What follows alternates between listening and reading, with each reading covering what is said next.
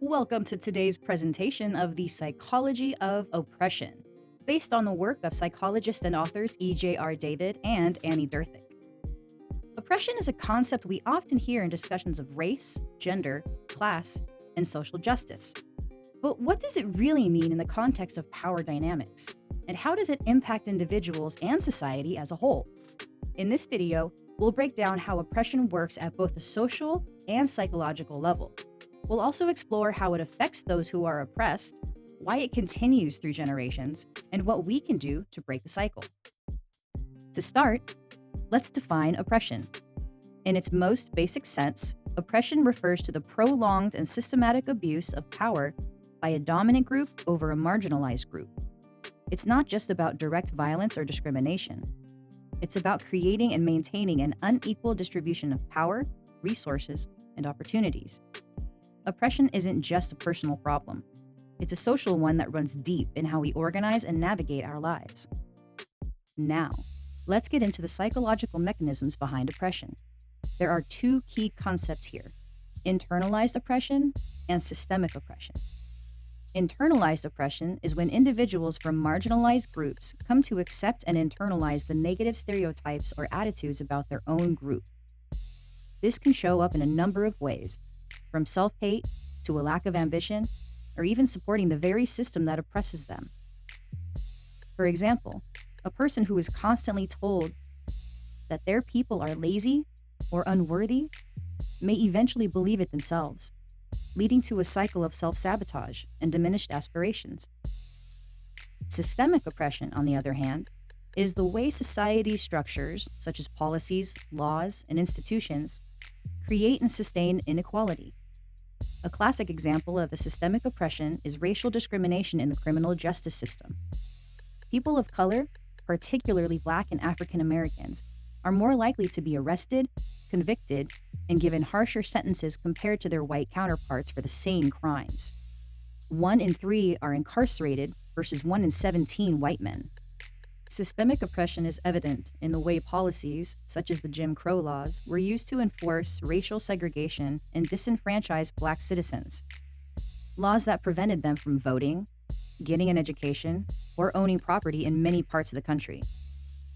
The Dawes Act of 1887 aims to assimilate indigenous tribes by breaking up tribal lands into individual plots and redistributing them to white settlers.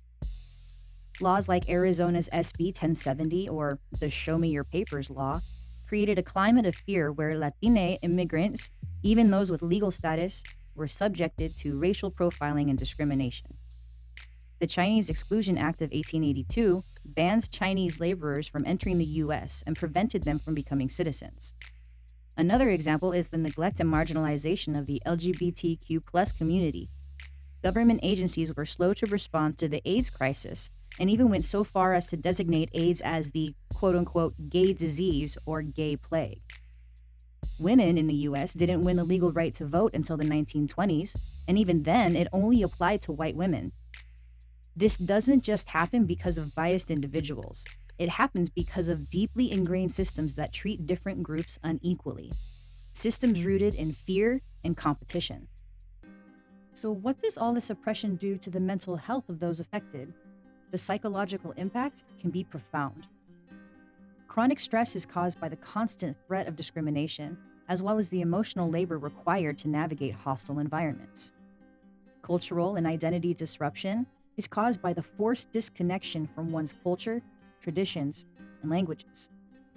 Social isolation is a huge one. Marginalized groups often experience exclusion from mainstream society, leading to feelings of loneliness and disconnection. This isolation can make it harder to form supportive relationships or trust institutions meant to protect and serve. Lastly, there's disempowerment. When you grow up constantly told that you are less than, it can take away the motivation to strive for more or even to believe that you deserve more. But why does oppression continue? How does it perpetuate itself? One answer is through the cycle of oppression. Oppression doesn't just affect individuals. It's passed down through generations. Parents teach their children what they know, and in communities shaped by systemic oppression, children often learn to accept their roles in the hierarchy.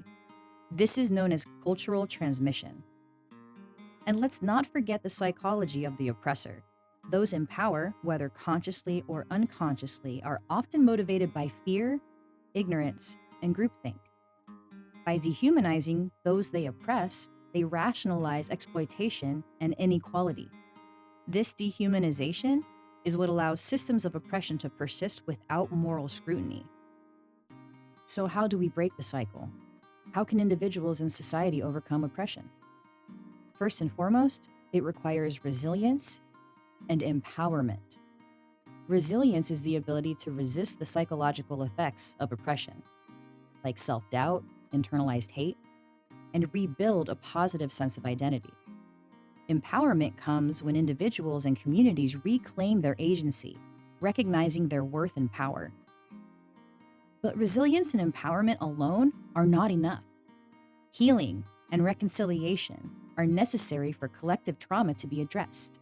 This means working through the historical and ongoing harms of oppression in a way that fosters understanding and unity.